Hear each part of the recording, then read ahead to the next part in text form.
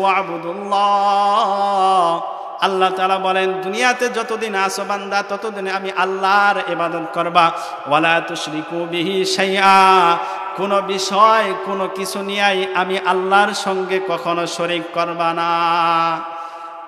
ঘোষণা হয়ে গেল দুনিয়ার মধ্যে আমার কর্ম হলো, আমার কাজ হলো আমার ইবাদত করা, আল্লাহ তাআলার হুকুম মেনে চলা, আল্লাহ তাআলার সঙ্গে কোনো বিষয়কে শরীক না করা।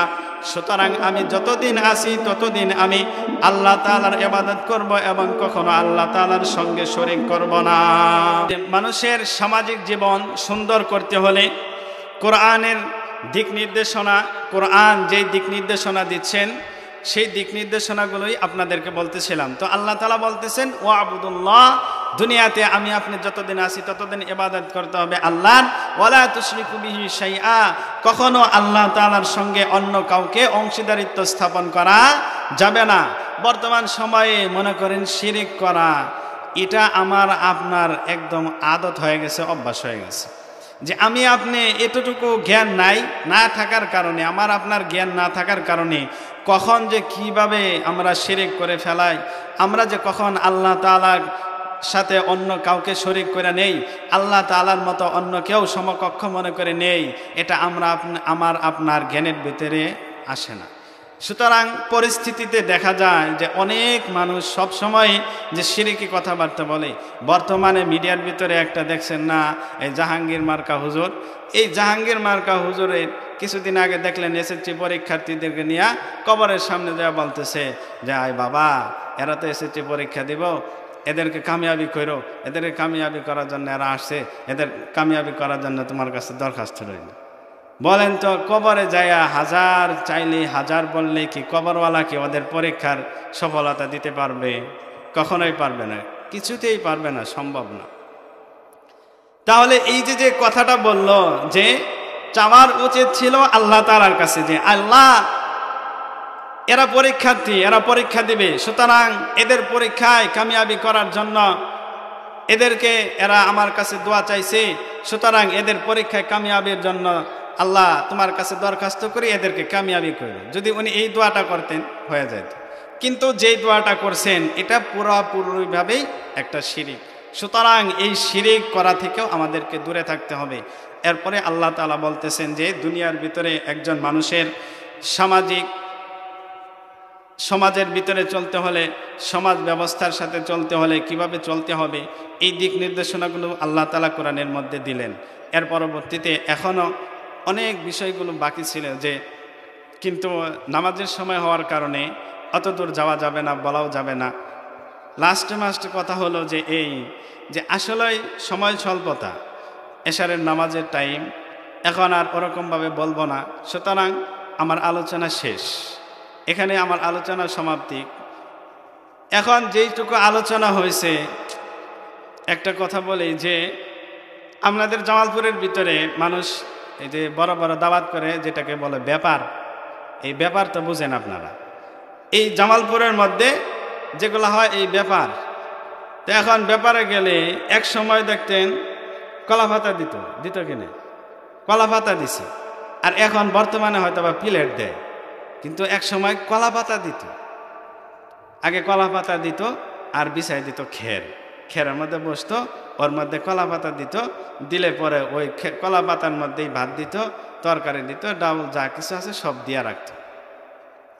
তো এই পরিস্থিতির মধ্যে মানুষ কলা পাতার মধ্যে খাইতো, খায়া দেয় আবার আশা করতো। তো এখন আমার আলোচনার পরিস্থিতিটা ওইটাই হয়েছে যে আমি যেটুকু আলোচনা করছি এটা মাত্র আপনাদের কলা পাতা দেওয়া হয়েছে। এখন আমি যেটুকু দিছি এটা হলো কলা পাতা বিছানি হয়েছে। নামাজের পরবর্তীতে এখন মনে করেন গোস্ত আছে না নাই, মাছ, গোস্ত, আরো ভালো ভালো খাবার কিন্তু আছে।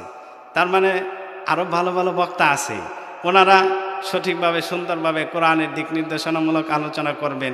ওই আলোচনাগুলো শোনার জন্য হলেও আপনারা অতি আল্লাহুম্মা সাল্লি আলা মুহাম্মাদিন ওয়া আলা আলি মুহাম্মাদ কামা সাল্লাইতা আলা ইব্রাহিম ওয়া আলা আলি ইব্রাহিম ইন্নাকা হামিদুম মাজিদ। اللهم بارك على محمد وعلى آل محمد كما باركت على إبراهيم وعلى آل إبراهيم إنك حميد مجيد بلغ العلا بكماله كشف الدجى بجماله حسنت جميع خصاله صلوا عليه وآله আমারি মনের মাঝে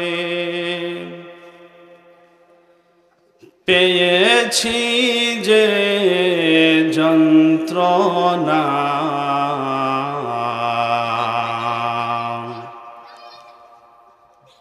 জানে মোহাম্মদ শাহে মদিনা বলগল আলা বিকমালিহি কশফাদ দুজা বিজমালিহি হাসনাত জামিউ খিসালিহি সাল্লু আলাইহি ওয়া আলিহি। আলহামদুলিল্লাহ, আল্লাহ তাআলার দরবারে লাখ কোটি শুকরিয়া যে মহান রব্বুল আলামিন আমাদেরকে আজকের মহিতে এক ইসলামী সম্মেলনের আয়োজন করার তৌফিক দিয়েছেন। আর এই মাহফিলের ভিতরে কোরআন ও হাদিসের আলোচনা হবে। এই আলোচনা করার এবং আলোচনা শোনার আমাদেরকে সুযোগ করে দিয়েছেন।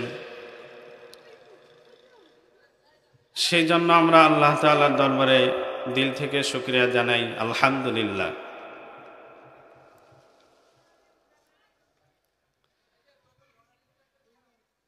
আল্লাহ পাক রব্বুল আলামিন তামাম দুনিয়াতে মাখলুক সৃষ্টি করেছেন।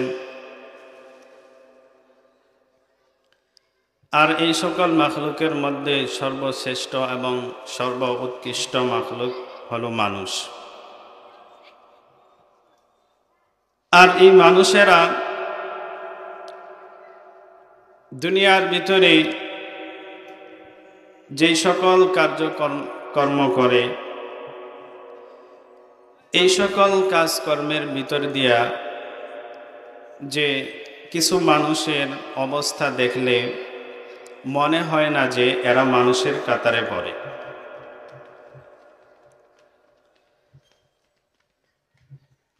সুতরাং মানুষের আচার আচরণে এবং মানুষের মানসিকতায় মানুষের পরিচয়। এক বুজুর্গ দিনের বেলা ভর দুপুর বেলা বাজারের ভিতরে একটা কুপি বাতি হাতে নিয়ে মানুষের পিছনে পিছনে মানুষ ঠেলা ঠেলা বাজারের ভিতরে ঘুরতেছে। বুজুর্গর এই হালত দেখে একজন তাকে জিজ্ঞেস করতেছেন, কি গো চাচা মিয়া, ভর দুপুরে এত খরা দিনের ভিতরে রৌদ্রের ভিতরে কুপি বাতি হাতে নিয়ে আপনি বাজারের ভিতরে কি খুঁজতেছেন? তো বুজুর্গ বলতেছে যে দেখো, আমি যে বাজারে আসছি এটারও একটা কারণ আছে, আবার বাতিটা যে সাথে নিয়ে আসছি এরও একটা কারণ আছে। বাতিটা এই জন্য নিয়ে আসছি যে এটার প্রয়োজন আছে বলেই আমি কুপি বাতিটা হাতে নিয়ে আসছি। তো যুবক বলতেছে, চাচা তাহলে কি জন্য নিয়ে আসছেন, কারণ কি খুঁজতেছেন বাতি দিয়ে? তখন বুজুর্গ বলতেছে যে মানুষ খুঁজতেছে।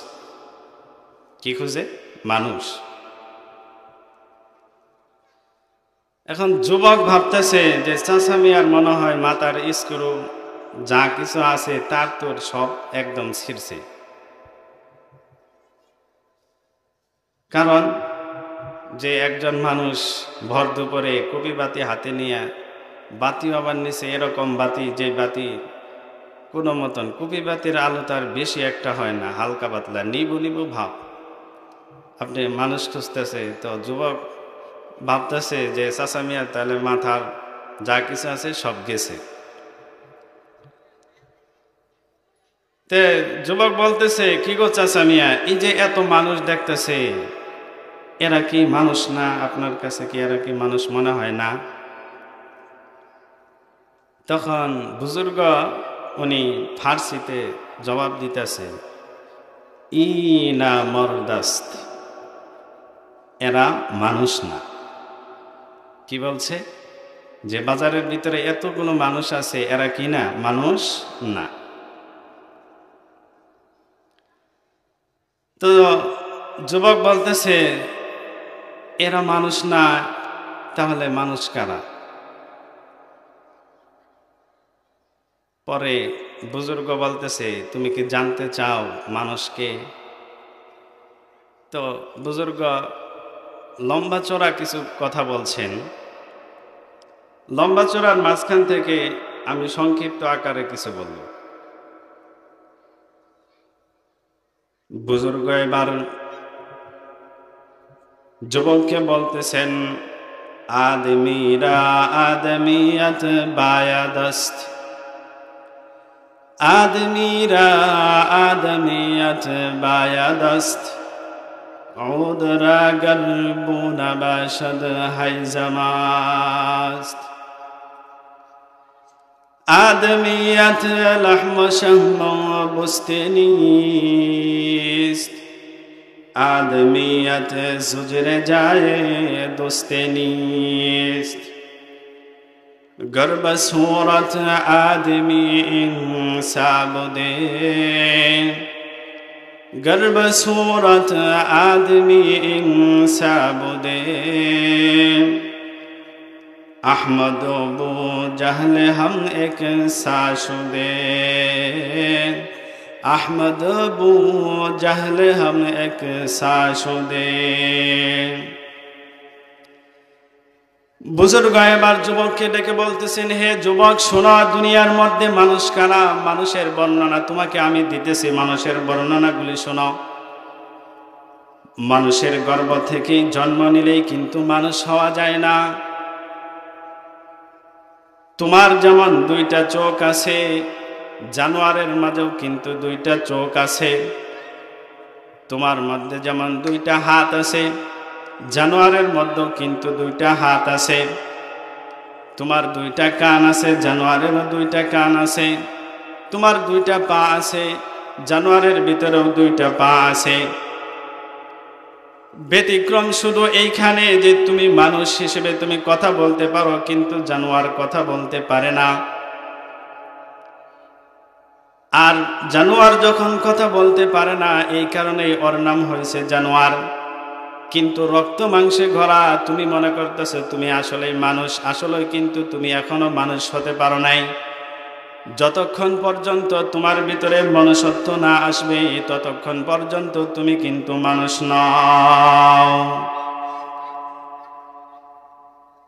মনুষ্যত্ব যদি আমি কোরআন সুন্নাহ মেনে চলতে পারি, তাহলে আমার ভিতরে মনুষ্যত্ব আসবে।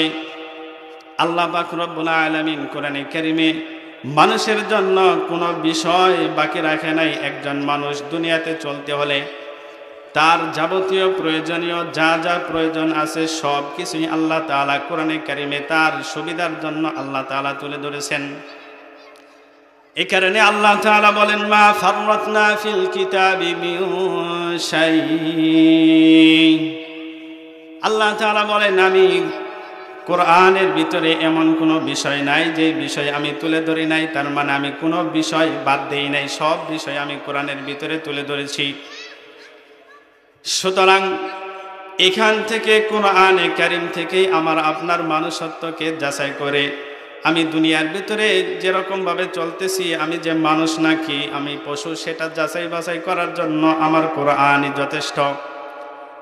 কোরআনে কারীমের ভিতরে আল্লাহ তাআলা সব বিষয় যেহেতু তুলে ধরেছেন, একজন ব্যক্তির দুনিয়ার ভিতরে চলতে হলে যাবতীয় যা কিছু প্রয়োজন আছে, যাবতীয় প্রয়োজনীয় সব বিষয়গুলি আল্লাহ পাক রব্বুল আলামিন কোরআনে কারীমের ভিতরে তুলে ধরেছেন।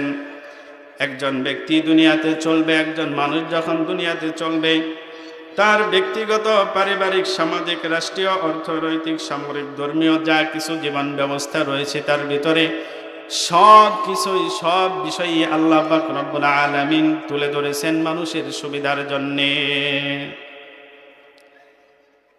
সুতরাং একজন মানুষ দুনিয়াতে তার ব্যক্তিগত জীবন কিভাবে অতিবাহিত করবে, মানুষের ব্যক্তিগত জীবন সম্পর্কে আল্লাহ পাক রব্বুল আলামিন কোরআনে কারীমের ভিতরে বলতেছেন। একজন মানুষের ব্যক্তিগত জীবন কেমন হবে আল্লাহ তাআলা বলতেছেন, কিতাবুন আনজালনাহু ইলাইকা লিতুখরিজান নাসা মিনাল যুলুমাতি ইলান নূর। আল্লাহ তাআলা বলেন, ও রাসূল, আমি আপনার উপরে কিতাব নাজিল করেছি। কি জন্য আপনার উপরে কিতাব নাজিল করলাম? লিতুখরিজান নাস, মানুষদেরকে বের করে আনবেন, এই কারণে আমি আপনার উপরে কিতাব নাজিল করেছি। মানুষদেরকে বের করে আনবেন কোথা থেকে? মিনাল যুলুমাতি ইলান নূর, মানুষদেরকে অন্ধকার থেকে আলোর দিকে আপনি মানুষদেরকে বের করে আনবেন, এই কারণে আমি আপনার উপরে কিতাব নাজিল করেছি।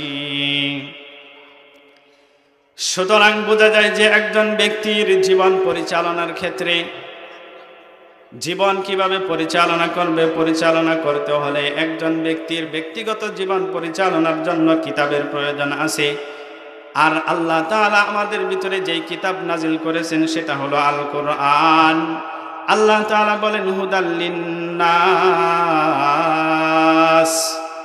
আল্লাহ তাআলা বলেন কোরআনে কারীম হলো মানুষের জন্য হেদায়েতের গ্রন্থ, হেদায়েতের বাণী।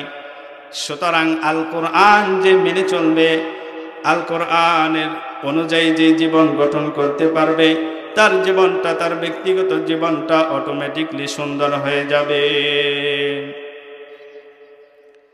ব্যক্তিগত জীবন যেমন মূল্যবান, ব্যক্তির জীবন, একজন ব্যক্তি দুনিয়াতে চলতে হলে ওই ব্যক্তির জন্য আবার কিন্তু পরিবার পরিজনেরও প্রয়োজন হয়। আমি যেমন মানুষ, আমার যেমন পরিবার পরিজন রয়েছে, সুতরাং একজন মানুষের পরিবারের জন্য যখন তার পরিবার পরিজন হবে, আর এই পরিবার পরিজনের জন্য কি ব্যবস্থা আছে, পরিবার পরিচালনার ক্ষেত্রে কিরকম কৌশল অবলম্বন করতে হবে, কোন পন্থায় পরিবার পরিজনদেরকে চালাতে হবে, এই সম্পর্কেও আল্লাহ তাআলা কোরআনের ভিতরে বলেন। আল্লাহ তাআলা বলেন, ওয়াশিরুহুন্না বিল মা'রুফ। একজন মুসলমানের পারিবারিক জীবন সম্পর্কে আল্লাহ তাআলা বলতেছেন, ওয়াশিরুহুন্না বিল মা'রুফ। আল্লাহ তাআলা বলেন যে একজন ব্যক্তির যখন তার পরিবার পরিজন হবে, পরিবারের সঙ্গে সে সদা সর্বদাই ন্যায়সঙ্গত আচরণ করবে, অন্যায় আচরণ করা যাবে না। স্ত্রীর সঙ্গে কখনো অন্যায় অগাধ আচরণ করা যাবে না। যথাসম্ভব তার সঙ্গে সঠিকভাবে সুন্দর আচার ব্যবহার করতে হবে, তার সাথে ভালোভাবে কথা বলতে হবে। দুনিয়ার মধ্যে যতদিন জীবিত থাকবে, স্ত্রীর সঙ্গে স্বামী সুন্দর ব্যবহার করবে, সুন্দর কথাবার্তা বলবে, আবার স্বামীও সুন্দর কথাবার্তা বলবেন। স্ত্রী যেমন, স্বামীর উপরে যেমন স্ত্রীর হক রয়েছে, অধিকার রয়েছে, স্ত্রীর উপরও স্বামীর অধিকার রয়েছে। অধিকার সম্পর্কে আল্লাহ তাআলা বলতেছেন, ওয়ালাহুন্না মিসলুল্লাযী আলাইহিন্না বিল মা'রুফ। আল্লাহ তাআলা বলেন, ওয়ালাহুন্না মিসলুল্লাযী আলাইহিন্না বিল মা'রুফ। স্বামীর যেমন স্ত্রীর কাছে ন্যায়সঙ্গত আচরণ পাওয়ার অধিকার রয়েছে, আবার স্ত্রীরও ন্যায়সঙ্গত আচরণ পাওয়ার জন্য স্বামীর উপরে অধিকার রয়েছে, হক রয়েছে। সুতরাং স্ত্রীর সঙ্গে আমার আপনার কথা বলতে হবে সুন্দরভাবে। অধিকার যেহেতু অধিকার, সঠিকভাবেই আদায় করতে হবে। আবার স্ত্রী এটাও মনে করবে না যে স্বামীকে একবারে তুচ্ছ তাচ্ছিল্য করবে, এটাও কিন্তু করা যাবে না। তাহলে আমাদের সমাজ বর্তমান সময়ের ভিতরে আমাদের স্ত্রীদের এবং আমাদের আচরণের পরিপ্রেক্ষিতে এরকম পরিস্থিতি হয় যে অনেক পুরুষ আছে যে তার স্ত্রীকে ভয় পায়, অনেক আছে। অনেকের মধ্যে থেকেও আবার কিছু সংখ্যক আছে যে মহিলারা আছে যে তারা তাদের স্বামীদেরকে ভয় পায়।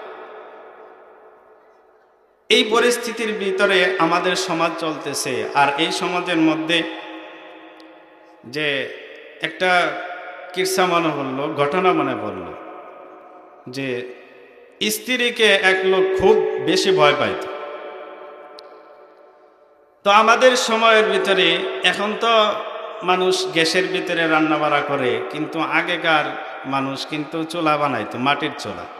এই চুলার ভিতরে তারা রান্না বাড়া করত। আর এই রান্না বাড়া করার পরবর্তীতে যখন ভাতের পাতিলটা কালি হয়ে যাইত, এই কালি পরিষ্কারের জন্য একটা জিনিস ব্যবহার করত, নাম কি? নোসানি, যেটাকে আমরা বলি।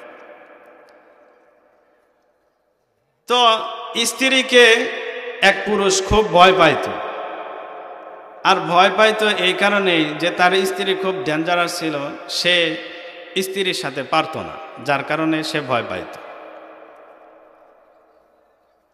স্ত্রী এমন কঠিন ছিল যে সে যদি রাত্রে কোনো জায়গায় গেছে, যাওয়ার পরে 8টার পরে যদি বাড়িতে আসতো, সে 8টার পরে যে দরজা লাগাইতো, স্ত্রী হাজার স্বামী ডাকলেও স্ত্রী আর দরজা খুলতো না, এরকম পরিস্থিতি ছিল। তো লোকটা হঠাৎ করে এক রাত্রের ঘটনা, বাইরে গেছে, আসতে দেরি হয়েছে। তো মহিলা সে রান্না বাড়া করে ওই ভাতের পাতিল যেটা দিয়া নুসানি দিয়া নুসাইছে, তার মানে পরিষ্কার করছে, কইরা সেটা ওই নুসনিটা আবার ইয়ের ভিতরে ওই ভাতের পাতিলের উপরে রেখা দিছে, ঢাকনার উপরে। তো এই ঢাকনার উপরে রেখা সে দরজা লাগাই দিছে, লাগাই দিয়ে সে তার মতো শুয়ে আছে। এখন রাত যখন 10টা 11টা বাজে, তখন বেচারা আসছে। আসার পরে আসে সেটা দরজার ভিতরে অনেক ধাক্কাধাক্কি করতেছে, অনেক নক করতেছে, কিন্তু এটি স্ত্রী শুনতেছে, খুলবে না। কারণ খুলবে না, তার জিদ। দেরি করে আসলো কেন? তো অনেক ডাকাডাকির পরে দরজাটা খুলছে। এখন দরজা খুলছে, তখনকার সময়ে এরকম বিদ্যুৎ ছিল না, না থাকার কারণে খুবই বাতি জ্বালায় মানুষ খাবার টাবার খাইত।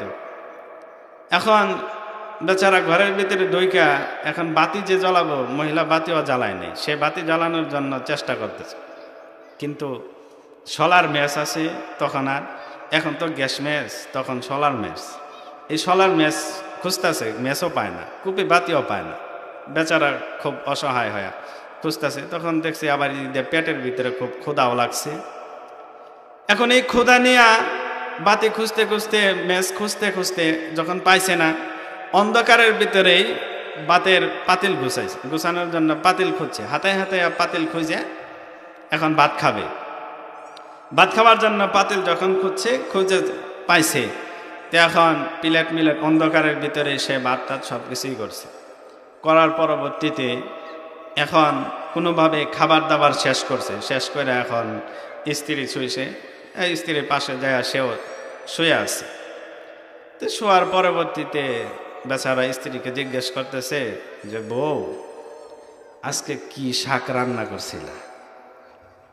জিজ্ঞেস করছে কি শাক রান্না করছিল? মহিলা তো এমনিতেই রাগে অস্থির, আবার এদিক দিয়ে সে প্রশ্ন করতেছে কি শাক রান্না করছিলাম, অথচ মহিলা শাক রান্নাই করে নাই। তো মহিলা যখন বলছে না, শাকটা কোনো কিছু রান্না করি নাই, শাক কই পাবো, শাক কি কিনে দিছেন? বলে না, এরকম শাক রান্না করি না। তো বেচারা উনি বলতেছেন, তাহলে যে ভাতের পাতিলের ঢাকনার উপরে যে আসিল, ওটা কি আছে? তো তখন যখন এটা বলছে যে ভাতের পাতিলের উপরে, তো ওটা ভাতের নান্দা যে পাতিল মুছার জন্য ওটা নুসানি আছে। যখন বলছে বেচারা তো ভাতের পাতিলের উপরে শাক মনে করে এই নুসানিটাই অন্ধকারের ভিতরে বউয়ের ভয়ের কারণে খাইয়া নিছে। বউ যখন বলছে যে পাতিলের ঢাকনার উপরে নুসানি আছিল, এখন বেচারা এখন কি করবে, বমি করতে করতে তার অবস্থা খারাপ। তো বেচারা স্ত্রীকে খুব ভয় পায়, কারণ স্ত্রী খুব ডেঞ্জারাস। এখন এরকম ডেঞ্জারাসও কিন্তু হওয়া যাবে না যে বর্তমান সময়ের ভিতরে অনেক মানুষ অনেকে আছে যে স্ত্রীদের ভয় পায়, আবার অনেক স্ত্রী আছে স্বামীদের ভয় পায়। বরঞ্চ এটা নয়, স্ত্রীদের আচরণ স্বামীদের কাছে একদম নরম স্বরে হবে, আবার স্বামীরাও তাদের স্ত্রীর সঙ্গে খুব নরম নরম কথা বলবে। এই জন্য আল্লাহ তাআলা বলছেন যে ন্যায় সঙ্গত আচরণ পাওয়া এটা হলো স্ত্রীর হক, স্ত্রীর এরকম স্বামীর উপরে হক, আবার স্বামীর উপরে স্ত্রীর হক। আল্লাহ তাআলা বলতেছেন ওয়ালাহুন্না মিসলুল্লাযী আলাইহিন্না বিল মারুফ। স্ত্রীর যেমন অধিকার রয়েছে স্বামীর উপরে ন্যায়সঙ্গত আচরণ পাওয়ার, আবার স্বামীরও কিন্তু অধিকার রয়েছে স্ত্রীর উপরে ন্যায়সঙ্গত সঠিক সুন্দর আচরণ পাওয়ার জন্য। আমাদের বর্তমান সময়ের ভিতরে মানুষ এরকম হয়ে যায় যে আমাদের পুরুষেরা যখন বাহিরে যায়, বাহিরে ভাবি বলেন অন্যান্য অফিসের কর্মকর্তা যারা মহিলা আছে তাদের সঙ্গে খুব নরম নরম কথা বলে, আবার যখন ঘরের ভিতরে আসলে স্ত্রীদের সঙ্গে অন্যায় আচরণ করে। আর স্ত্রীর সঙ্গে যখন অন্যায় আচরণ করে বাহিরের মহিলাদের সঙ্গে আবার খুব ভালো ভালো আচরণ করে। আবার কিছু স্ত্রী এমন আছে যে তারা খালি এদিক সেদিক তাকাইয়া থাকে যে কখন তার স্বামী বাসা থেকে চলে যাবে, আর বাসা থেকে চলে গেলেই অন্য বাসায় যায়া ভাবির সঙ্গে আড্ডা দিবে, এরকম মহিলাও কিন্তু আছে। সুতরাং কেউ কিন্তু কারো অধিকার সঠিকভাবে পূর্ণাঙ্গভাবে আদায় করতেছে না। বরঞ্চ সাহাবায়ে কেরামের জিন্দেগি খুললে পাওয়া যায় যে এক সাহাবী ছিলেন, সে সারাদিন কাজের ভিতরে লিপ্ত ছিলেন। সারাদিন কাজকর্ম করার পরবর্তীতে সাহাবীর স্ত্রী খুব পরহেজগার এবং দিনদারিত্ব মহিলা ছিলেন, থাকার কারণে সাহাবী সারাদিন কাজকর্ম করার পরবর্তীতে বাড়িতে গেছেন। আর স্ত্রী এরকম সুন্দর, স্ত্রী অনেক নরম মনের মানুষ ছিলেন এবং অনেক আমলওয়ালা মানুষ ছিলেন। মানুষ হওয়ার কারণে তাদের গর্ভের তাদের সংসারের মধ্যে একটা মাত্র পুত্র সন্তান হয়েছিল। যখন স্বামী দিনের বেলা বাইরে কাজ করতে গেছে, দিনের বেলা সন্তানটা মারা গেছে। সন্তান যখন মারা গেছে, সন্তান মারা যাওয়ার কারণে স্ত্রী তার স্বামীকে আগেই কিন্তু অবগত করে নাই। স্ত্রী তার সন্তানকে এরকম সাদা একটা কাপড় দিয়ে ডেকে রাখছেন, ডেকে রাখা স্ত্রী সন্তানকে ডেকে রাখছে। সন্ধ্যাবেলায় যখন স্বামী আসছে বাড়ির ভিতরে প্রবেশ করার সঙ্গে সঙ্গেই স্ত্রী এরকম মানুষ যে তার মনের ভিতরে এরকম কঠোরতার কারণে, আর এই যখন পুরুষটা ঘরের ভিতরে আসছে, সাহাবী ঘরের ভিতরে আসার সঙ্গে সঙ্গেই তাকে বলছে যে শোনেন, আপনি তো সারাদিন কাজকর্ম করেছেন, এখন আপনি হাত মুখ ধুয়ে আবার কিছু খেয়ে নেন, খেয়ে দিয়ে তারপরে আপনি আবার বিশ্রাম করেন। স্ত্রীর কথা অনুযায়ী সাহাবী নিজে হাত মুখ ধুয়ে তারপরে খাবার খাওয়ার পরবর্তীতে বিছানার ভিতরে শুয়ে গেছেন। এদিক দিয়ে যে তার সন্তান মারা গেছে এখনো পর্যন্ত স্ত্রী তার স্বামীকে বলে নাই, সাহাবী জানে না। এর পরবর্তীতে যখন ঘরের ভিতরে দুইজন একসঙ্গে শুয়ে আছেন, আর স্বামী বেচারা তার স্ত্রীকে জিজ্ঞেস করছেন, সাহাবী তার স্ত্রীকে বলতেছেন যে আমাদের সন্তানটা কোথায়? স্ত্রী বলতেছেন যে আমাদের সন্তান খুব আরামে ঘুমাইতেছে, আপনি ওর জন্য টেনশন করবেন না, আপনিও একটু বিশ্রাম নেন। যখন মহিলা বলছে, বলার সঙ্গে সঙ্গে সাহাবী তার মনের ভিতরে অন্যরকমের মন মানসিকতা আসছে, আর এই মন মানসিকতা নিয়ে তার পরবর্তীতেও তার স্ত্রীর সঙ্গে সে এরকম মেলামেশাও করেছে। মেলামেশা করার পরবর্তীতে সাহাবী যখন গোসল সেরে এসে বসার পরবর্তীতে স্ত্রী বলতেছেন যে হে স্বামী, আপনি তো সারাদিন কাজ করেছেন, আপনি তো ক্লান্ত ছিলেন, একটা কথা তো আপনাকে বলার ছিল কিন্তু আমি বলতে পারি নাই, কারণ আপনি দীর্ঘক্ষণ যাবৎ সারাদিন কাজকর্মে লিপ্ত ছিলেন, এখন আপনি ক্লান্ত, আর ক্লান্ত হওয়ার কারণে আমি আপনাকে বলি নাই। এখন একটা কথা আপনাকে আমি বলতে চাই, আপনি কি আমার কথাটা শুনবেন? সাহাবী বলতেছেন যে কি বলতে চাও বলো। স্ত্রী বলতেছেন যে আল্লাহ, মনে করেন আল্লাহ আমাকে একটা ধন দৌলত দিয়েছেন, আর সেই ধন দৌলতটা যদি আমার কাছ থেকে হারিয়ে যায়, কিংবা আপনি একটা জিনিস আমার কাছে আমানত রাখছেন, আর এই আমানতের জিনিসটা যদি কেউ নিয়ে যায়, তাহলে কি যে আমানত রাখছে, আপনি আমানত রাখছেন আর আপনি আমার কাছ থেকে নিয়ে গেলে তাহলে কি আপনি এই ব্যাপারে কোনো রাগান্বিত হবেন? তখন সাহাবী বলতেছেন যে না, কারণ আমার জিনিস তো আমি তো নিতেই পারি। সুতরাং আল্লাহ তাআলা, স্ত্রী এবার বলতেছেন যে স্বামী শুনেন, আমাদের যে একটা সন্তান আল্লাহ তাআলা দিয়েছিলেন, আমার সেই সন্তানটা আজকে দিনের বেলা ইন্তেকাল করেছেন। সুতরাং সে যে ইন্তেকাল করেছেন এই কথাটা আমি আপনাকে বলি নাই। না বলার কারণ হলো যে আমি আপনাকে বললে আপনি হয়তো বা টেনশন করবেন, সারাদিন কাজকর্মের ভিতরে লিপ্ত ছিলেন, ক্লান্ত ছিলেন, তার কারণে আমি আপনাকে বলি নাই। আর এখন আমি আপনাকে বললাম, আপনি এই ব্যাপারে কোনো টেনশন করবেন না, কারণ আল্লাহর মাল আল্লাহ নিয়ে গেছে। স্ত্রী কত নরম মেজাজের মানুষ, তার স্বামীকে এরকম ভাবে বলছে। স্বামী বেচারা এখন তার স্ত্রীর উপরে রাগান্বিত হওয়া তো দূরের কথা, তার স্ত্রীকে কি বলে যে ধন্যবাদ দিবে সে ভাষা তার নাই। তো এই ঘটনাটা আবার সাহাবী নবীজির দরবারে যাইছেন, যায় সেরা নবীজিকে বলতেছেন, ইয়া রাসূলুল্লাহ, ইয়া হাবিবাল্লাহ, আমার বাড়িতে একটা ঘটনা ঘটছে, সেই ঘটনাটা বলার জন্য আমি আপনার কাছে আসছিলাম। তখন নবীজি বলতেছেন, ও সাহাবী, তুমি যেই ঘটনা বলার জন্য আমার কাছে আসছ, ওই ঘটনাটা অনেক আগে জিবরাইল আইসা তোমার স্ত্রীর প্রশংসা আমি রসুলের কাছে জিবরাইল আইসা করে গেছি। তাহলে স্ত্রী যদি সঠিক হয়, আমলওয়ালা হয়, দিনদার হয়, তাহলে আল্লাহ তাআলা ওই স্ত্রীর প্রতি সন্তুষ্ট থাকেন, এবং যে স্ত্রীর প্রতি আল্লাহ সন্তুষ্ট, স্বামীও তার উপরে সন্তুষ্ট। আবার স্বামী যে স্ত্রীর উপরে সন্তুষ্ট, সে আল্লাহ তাআলার কাছেও আল্লাহ তাআলার মাহবুব বান্দি হতে পারে। তাহলে দুনিয়াতে চলতে হলে পরিবার পরিজন নিয়ে চলতে হবে, আর পরিবারের সঙ্গে কখনো অন্যায় আচরণ করা যাবে না, ন্যায়সঙ্গত আচরণ করতে হবে, সুন্দরভাবে কথা বলতে হবে, বন্ধুর সাথে কথাবার্তা ভালো বলবেন, আর স্ত্রীর সঙ্গে খারাপ ব্যবহার করবেন। বাড়ির কিংবা অনেক স্ত্রী আছে যে দেবরের সঙ্গে খুব ভালোভাবে কথা বলে, জেঠাতো ভাই, খালাতো ভাই, ফুফাতো ভাই, মামাতো ভাইয়ের সঙ্গে খুব সুন্দর কথা বলে, স্বামীর সঙ্গে স্বামীরে পাইলে খালি দাঁত বেশকি মারে, এরকম মহিলাও কিন্তু আছে। এরকম হওয়া যাবে না, বরঞ্চ কোরআনের নির্দেশনা অনুযায়ী আপনার যেটা হক আছে স্বামীর উপরে সেটা আপনাকে আদায় করতে হবে, আর স্বামীর যে হক আছে সেটা স্বামী আপনার উপরে আদায় করবে, তাহলেই আমাদের পরিবারটা সুন্দর হয়ে যাবে।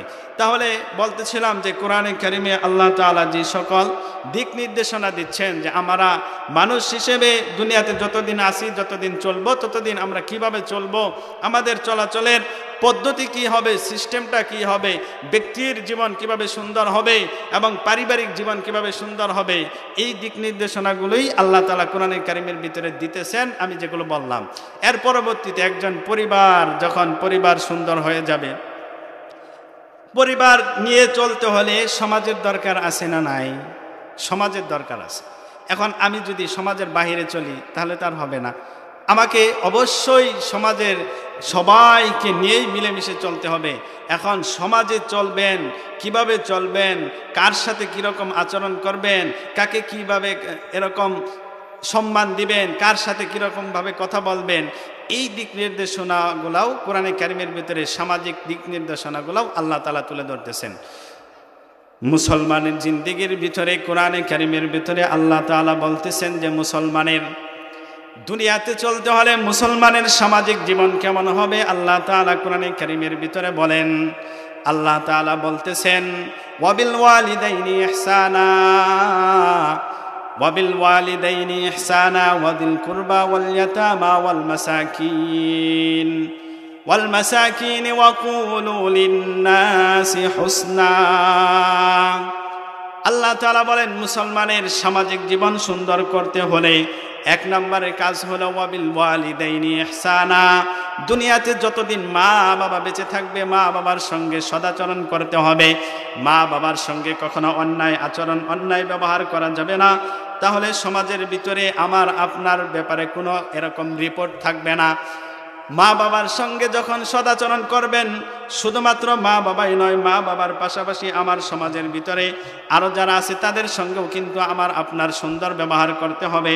আল্লাহ তাআলা বলতেছেন ওয়াদিল কুরবা, নিকটতম আত্মীয় স্বজন যারা আছে তাদের সঙ্গেও সৎ ব্যবহার করবা, ওয়াল ইয়াতামা, এতিমদের সঙ্গেও সঠিক সুন্দর ব্যবহার করবা, ওয়াল মাসাকিন, মিসকিনদের সঙ্গেও সুন্দর আচরণ করবা, সুন্দর কথাবার্তা বলবা।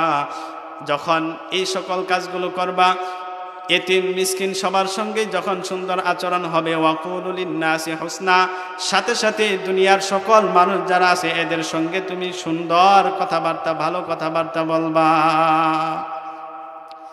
যদি একজন মানুষ দুনিয়ার ভিতরে মা বাবার পাশাপাশি নিকটতম আত্মীয় স্বজন, এতিম মিসকিন এবং সব ধরনের মানুষের সঙ্গে যদি সুন্দর আচরণ করে, সুন্দরভাবে কথাবার্তা বলে, সদা সর্বদাই যদি মানুষকে সম্মান দিয়ে কথাবার্তা বলে, তাহলে ওই ব্যক্তির সামাজিক জীবনটাও কিন্তু সুন্দর হবে। আল্লাহ তাআলা কোরআনে কারীমের ভিতরে এই বিষয়গুলো বললেন।